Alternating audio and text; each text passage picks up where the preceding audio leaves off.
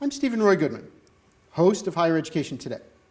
Welcome back to the education program that connects you to contemporary issues, people, and institutions involved in the world of higher education. Today's show is a special joint production of the University of the District of Columbia and the University of Aberdeen. I'm here in Aberdeen, Scotland, where we'll be talking about the Scottish independence referendum and its impact and its potential impact on the education sector. Dr. Stephen Watson is a mathematics lecturer at the University of Glasgow. He earned his PhD at Carnegie Mellon University, taught at Louisiana State University, and was a research assistant professor at Northwestern University. Stephen is founder of the Academics for Yes campaign. Professor Hugh Pennington is an emeritus professor of bacteriology here at the University of Aberdeen. He also served as dean of Aberdeen's medical school. As a leader of Academics Together, Hugh is a proponent of Scotland remaining part of the United Kingdom. Welcome to both of you. Hello, I'm glad to be here. Well, we're delighted that you guys could come, so thank you. Stephen, maybe if we could start with you. Why do you think that Scotland should be an independent country, and how do you think that would affect the academic sector? So first, let me just indicate that I think it's important to note that Scotland is a historic nation and that its educational and academic history goes back long before the union which we speak of here. In fact, the University of St Andrews was founded some 600 years ago, in some sense half the time span between then and now to the parliamentary union which is being debated here. The reason for Scottish independence is, for me, rests on one issue, the issue of who best takes care of the needs and interests of the people of Scotland. And the answer to that question for me is the people who live and work in Scotland. That fundamental reason underpins the origin, for my view, that Scotland should become an independent country. And this is a big historic moment. I mean, this is not just a quick decision about whether or not to raise taxes by 2% or 3% or something like that. This is, I'm assuming that both of you would agree that this is a historic vote. It certainly is. Yes. So the underlying reason for Scotland's need for independence is, in some sense, a democratic one. There is a democratic deficit at the heart of the governance of Scotland as it's currently configured in the United Kingdom.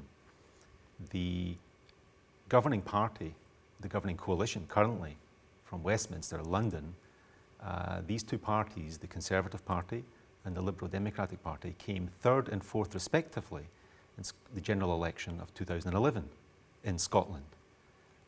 The Conservative Party, which leads that coalition, holds less than 2% of the elected representatives in that Westminster Parliament in Scotland.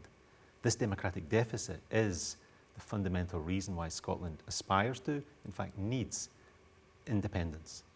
Fair enough. Well, Hugh, I assume that you have a slightly different view about this. Do you have a thought or two about it? Yes, I have a very different view. From a historical point of view, when the Treaty of Union was signed in 1707, the Scottish universities were guaranteed their survival in perpetuity. And they were mentioned, and this university here was mentioned in that treaty. And my claim is that the union that's followed has been incredibly successful for universities, for higher education, and for the country as a whole. That we've achieved great benefits from size, from resources, and so on, being spread across the United Kingdom. And the universities in Scotland have done extremely well and continue to do very well. And of course, there is parliamentary devolution as well. We have a Scottish Parliament, which was set up in 2000, which actually runs the universities. So my view is that we've been very, very successful. As we are, why change it? And assuming that that's true, my understanding, though, is that Scottish universities are, in some ways, different from English universities. Would you see that as changing in some way if Scotland were to be independent? No, I don't see that at all. The Scottish universities have always had their own independence. They've always been very different from the English universities. You know, Oxford and Cambridge are nothing like any of the universities. Well, they're not like any universities anywhere else in the world in many ways. But In fact, what's happened is the Scots have exported their type of universities to England, and some of the top universities in England, in London, for example, were based on Scottish lines when they were founded at the beginning of the 19th century. So I think that one of the things that I'm very keen on keeping is that Scottish influence in the rest of the United Kingdom, and particularly in educational terms. There is free movement of staff around the United Kingdom. We don't have any borders to worry about. We don't have any immigration policies to worry about in terms of people moving from Scotland to England. So I would say let's keep it like that, because it has been very successful. The UK universities and UK research as a whole ranks second in the world after the United States. And one point I'd like to make is that we spend a lot less money per head than the United States does on research, but we do still do pretty well. And how would that work? So you don't think that would continue under an independent Scotland? I think it'd be very difficult. The white paper that the Scottish Government has produced with its plans for what would happen after independence would like to actually to continue things as they are in many ways. For the universities, they would like to keep the research funding coming from the UK source as it does now. I think that's very unlikely, and in fact the UK government has said that probably won't happen. Almost certainly won't happen. So that's one issue, and then there are other issues about charging student fees. I think that's a familiar story in the United States as well, about local students as against students from coming from different parts of the country. And that's an issue, I think, which at the moment is generating a lot of debate. And Stephen, the white paper that Hugh was referring to, is that book that's in front of us right now? So let me just hold that up for you. So yeah, the white paper, Scotland's Future, is a very detailed blueprint for how Scotland makes the transition from its current constitutional status to an independent country. It outlines every aspect of that future Scotland, including the education sector. I have to take note that some of the things that Hugh has noted in relation to education fees. University of Scotland has commented on the issue of tuition fees and has concluded that there are solutions that can be presented within the context of the EU that would not have Scotland inundated, as is suggested, with an influx of students from England. And one must note that the divergence in attitudes towards education between the Scottish Government, which holds that tuition should not be charged to students, that education is a right, a fundamental right, and that should be free, and an English government, or rather a UK government, which has now introduced the highest tuition fees in Europe by a substantial margin, charging £9,000 per year to students in the RUK. It is the UK's position which is the anomaly, and not Scotland's position that tuition should be free. But assuming that tuition was going to continue to be free, where does the money come from for that? So this is a question which has often come up. The question, is Scotland a wealthy nation? And the answer to that is definitively yes. In fact, recent publications by the Financial Times have noted that Scotland, as an independent nation, will be in the top 20 in GDP per capita globally. And Standard & Poor recently noted that Scotland, as an independent country, has a GDP per capita which exceeds even that of Germany. Scotland has the wealth to sustain a vibrant research and innovation sector within its educational environment, within its universities, but also, I should note, will be able to support research and innovation in the private sector, a place where Scotland is significantly underfunded relative to the UK. Fair enough. And for an American audience, since I know not everybody who's seeing this is in Scotland right now, we have a map, and maybe if we can show the map, if you wouldn't mind saying a word or two about where certain things are in Scotland. So I think this map perhaps is useful because this map shows you the extent of Scotland as an island. You see that we have a main body of island, but we are surrounded by a Galapagos of islands, and indeed the sea which surrounds Scotland sits in our territorial waters, and in that sea resides one of the bounties of Scotland, its oil reserves. Some 90% of the UK's oil reserves sit in Scotland's territorial waters. That is not underpinning Scotland's economy, but it certainly advances and supports Scotland's economy to such an extent that we can heavily invest, as we would like to, in the future of higher education in Scotland, but also in the renewable energy revolution that we seek to take advantage of. Scotland holds 25% of Europe's wind capacity, and 15% of Europe's wave and tidal capacity. These are the future industries of a sustainable economy that Scotland seeks to promote. An economy around sustainables which the UK government has chosen recently to march against by introducing a new wave of nuclear power stations which will be rolled out across these islands. Should Scotland stay within the Union, it may find its renewables potential and opportunity and the research and innovation associated with that constrained. And Hugh, when you look at this map, do you see something different? I see the oil running out maybe in 50 years' time. Nobody knows how long it will last, but it's certainly not.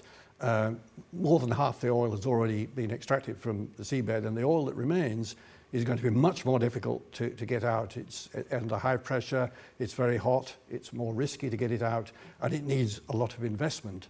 And I think the UK government argument is that that investment can only come from the UK rather from Scotland. To go back to the funding of higher education, what the white paper doesn't say is anything about the actual sums of money involved. It makes some general statements, but it doesn't say that the universities would be better funded, for example, than they would be under the current regime. All it says is that they would hope to keep it at the same level. So there's no advantage to the universities in the current system. The disadvantages are they would lose the share of money that comes from the UK as a whole. Scotland has about 8.3% of the population of the UK, but it gets, at the moment, 13+% of the research funding from the Research Council of the UK. So, in a sense, the UK is subsidising Scottish research. Now, one of the reasons for that is that Scotland, for many, many years, has had a very vibrant university sector. And we've had lots of universities at a time when England only had 2, Scotland had 5. So that's a historic thing, but that's been continued until the present. And at the moment, Scotland does extremely well in the UK. It gets more than the sort of share that you would calculate on a population basis for research. And I'm talking here about the research universities essentially. And I see that as the way forward. When the oil has run out, we have to live on our wits. And we will need higher education to provide the training and the support for the people who are going to be needed to make those discoveries that will continue to make Scotland a prosperous place. Yeah. But please. Yeah, I'd like to disagree with one point there, which is the question of whether Scotland is subsidised in its research. One has to look at the entire research portfolio of investment from a government, and when one looks to the private sector and one looks to investment in research and development in industry, Scotland is significantly underfunded relative to the UK average. Indeed, the investment in research and development in the private sector and in industry in Scotland is 45% of the UK average. A gap has opened up between the investment in the university sector and in the business and innovation that is needed for a healthy economy. Scotland has become, to some extent, a branch economy, a term understood, I think, quite well in North America. The prospects for Scotland's university sector are, as I would agree, to maintain and in fact enhance the investment in research and development. Scotland has the wealth to support that, but Scotland will also invest the money that is not currently provided in the private sector and in industry to have a complementary synergy between these two. I should comment, the UK investment in research and development as a percentage of its GDP is below the European average. Scotland will enhance that, and it has the wealth and wherewithal, the good fortune of its natural resources to support that. And the oil will eventually run out, one agrees, but Scotland's prospects for renewable energy generation, with the potential we have there, with the investment in research and development to make us a leading knowledge economy centred around renewable energy, we have a glowing prospect in our university sector going forward. Fair enough. Well, I've heard this debate a lot since I've been here, is the issue of the research councils. But my understanding is that it's really tax dollars that are funding the research councils, which are funding the universities. And Hugh, maybe I got this wrong, but why wouldn't a future Scottish government simply use tax revenues from the Scottish taxpayers to then fund the research at a Scottish university? Yes, it could do that, and it hints at that as a possibility in the white paper. It only hints at it. What it would really like to do is keep the Research Council system the UK Research Council system in operation so that Scotland would continue to benefit from that. And I think there are doubts as to whether the English taxpayers would buy that, because at the end of the day it would have to go to the Parliament of Westminster for approval. So I think there are real problems about that. Now, the reason why I like the current system and prefer it much more than, say, a Scottish Research Council, which is a possibility, is that the competition that we have within the UK with 60 million population, all sorts of many research universities, is much stronger and drives quality. That's my view. Whereas in Scotland, with 5 million plus population, it'd be like the Scandinavian countries. It'd be more like the Scandinavian countries, where the research outputs of those countries in terms of the money they spend is nowhere near as good as in Scotland, but they actually spend more money per student, per head of population than Scotland is planning to do according to the white paper. So I see great advantage in scale. It's a bit like the US. You've got a very large sort of research environment there, very, very competitive, and that drives up quality. And I would say if we went into a small country, we would lose that driver of quality, which is actually self-evident. If you look at small European countries, they really don't operate, they don't deliver the same research quality that currently the UK does. And so keep the UK as it is. I assume you had a thought or two about that? Well, yeah, there's an argument that Scotland will become a restricted, bordered up environment where there's no freedom of movement, and that professional researchers will be restricted in their ability to cooperate. And of course, all of these things are somewhat ridiculous. The question is whether or not an independent Scotland will have the resources to support a vibrant university sector. It certainly does, and the Scottish Government, in its choices since 2007, has scaled up the investment in the higher education sector by 38%. Now, the question of scale, Scotland cooperates and plans to cooperate with a UK Research Council. It also plans to cooperate within the EU. Now, one should note that the UK state is currently contemplating an in-out referendum in the EU for 2017, and indeed is likely, based on current polls, to be heading towards an exit from the EU. That would have a dramatic negative impact on Scotland's access to its European partners and EU funding. That is the bigger threat to Scotland's education sector, not this assertion that English universities will fail or not wish to cooperate with Scottish universities. And in addition, as you say, and it's worth noting, the research councils are royal charters.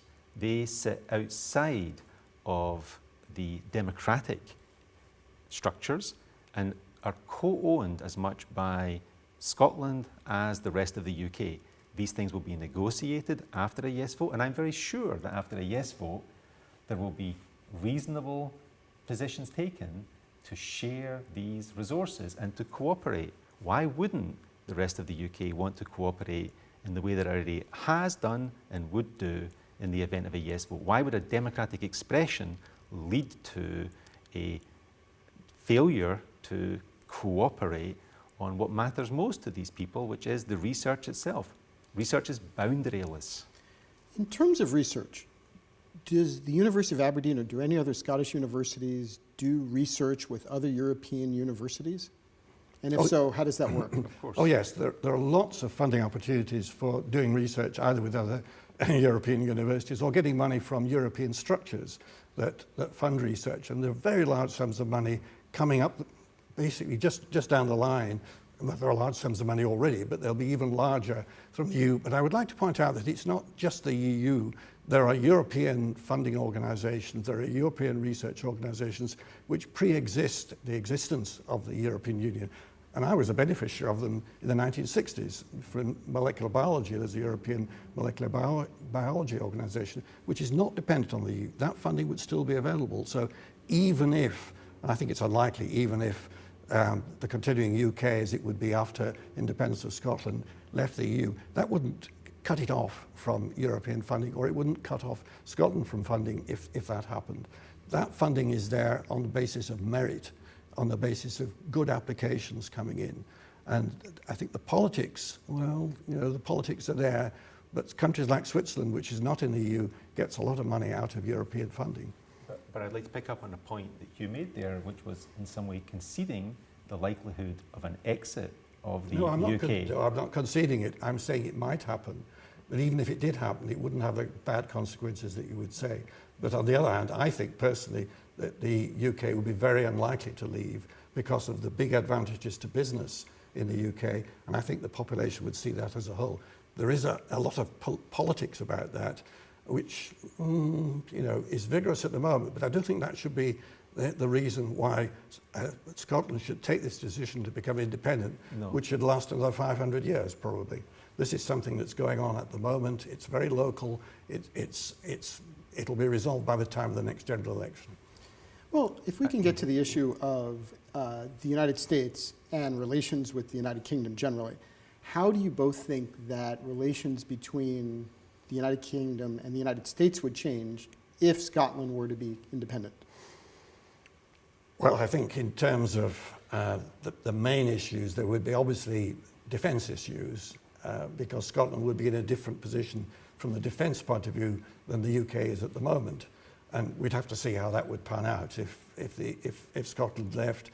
It's planning to become a member of NATO, but not to have nuclear weapons on its soil, which it does at the moment, and so on. So these are all issues that would have to be negotiated. So that's an immediate change that would happen. I think in terms of academe and the relations there, I suspect that would not change very much, because why should it? That at the end of the day, it's about individuals interacting. I suspect people in Scotland, independent Scotland, would still be able to apply to NIH for funding. Whether they would get the funding, of course, would depend on how competitive they are and so on. And it would be the same with the continuing UK. But I think there would be the diplomatic, political issues were the ones that would dominate rather than ones of research and academia. I would expect a flourishing of the relationship between Scotland and the US to ensue in the academic world. In particular, Scotland would have the opportunity through its ability to act as an independent nation to place representatives in consulates in America. Many academics from the United States, I know from my own experience, having lived there for 15 years, have fond affections for Scotland and things Celtic, and I think we could capitalise on that enthusiasm that would be born out of the birth of a new Scottish state to draw in more academic connections. And as you've noted yourself, in terms of exchange, the Scottish system, which is a 4-year undergraduate system, is well aligned to the American undergraduate system, and I would look to promote and encourage many more American students to come to Scotland on exchange, and vice versa, to send more Scottish students to the United States for cultural exchange. Well, we only have a few minutes left. What happens if the other side wins? What happens next? If the other side wins, by what you mean really is that there wouldn't be an independent Scotland, but there would be a devolved Scotland, and all the political parties. I think he's asking you if you lose. If I lose? If you lose, you're asking. If you lose. Both. Both. Well, So if the yes vote occurs, what's your? Is that the question? If I lose. The question is, if the yes, what happens if the yes vote happens and the no vote happens? Yeah. So both. Well, I was talking about if the no vote happens, if the yes loses, clearly there will be lots more devolution, because all the political parties who are called the unionist parties have got plans. Either they've got plans on the table, or there will be plans coming out very soon to have more devolution, because there's no doubt from, say, opinion polls that what the public wants, they don't want independence, they don't want things to stay the same. What they basically want is they want things to change in the direction of more devolution. You would have to explain this term to the US audience. Well, in the US you have a federal system. One of the political parties here is proposing a federal system. Now, there are federal systems in the US which have, there are big states and small states. We would have to grapple with that problem, because Scotland is only a tenth the size of England, and Wales and Northern Ireland are even smaller in proportional terms. And that's one of the issues about setting up a federal system, is how do you get a balance between the different nations that make up the United Kingdom. I don't think that's an insuperable problem. And there are other ways of devolving finance and so on, where there is a Canadian model to follow. There are lots of international models we can follow, which are being looked at, which have been looked at, and which are forming a part of proposals for more devolution, so that Scotland would have a much greater power over basically how it ran its affairs. Now, of course, I think for a US audience, you know, maybe people don't realise, quite a lot of people in the UK don't realise that health and education have always been controlled in Scotland. They've never been controlled from London. There have been issues like the National Health Service, which were introduced as a UK initiative, but they've been run independently in Scotland with their own ministers and government and so on. If, on the other hand, the Yes campaign wins, well, clearly the people in Scotland, I think, would join together to make the best deal possible and would support basically, well, I suspect, keeping as near as possible to what had gone before, rather than having massive sweeping changes. And I think if we look at, for example, what happened in Ireland, okay, it's a different model. We had, you know, the United Kingdom had very difficult relations with Ireland. There was fighting, there was a civil war. But even then, the changes that happened after Ireland left the United Kingdom happened very, very slowly. And I would expect the same to happen if the Yes vote won. All right, we've got about 30 or 40 seconds. Stephen, why don't we give you the last word? If the No vote wins, we will maintain a democratic deficit, which keeps 25% of Scotland's children in relative poverty. We will find ourselves housing weapons of mass destruction in close proximity to our largest city. And we will find that the budget cuts which are coming in the austerity Britain that lies ahead will severely impact, negatively so, not only the universities of Scotland, but the economy and the well-being of the people of Scotland. We must vote yes. Well, on that note, thank you both for coming on the show. If you would like additional information about Stephen Watson or Hugh Pennington, please visit academicsforyes.org or bettertogether.net/academicstogether. If you have comments or suggestions about higher education today, please send an email to our viewer mailbox at highereducationtoday@topcolleges.com. Thank you for watching. We will continue to bring you quality discussions about important matters in today's college and university world. Please join me again for another edition of Higher Education Today. I'm Steven Roy Goodman, and you've been watching Higher Education Today.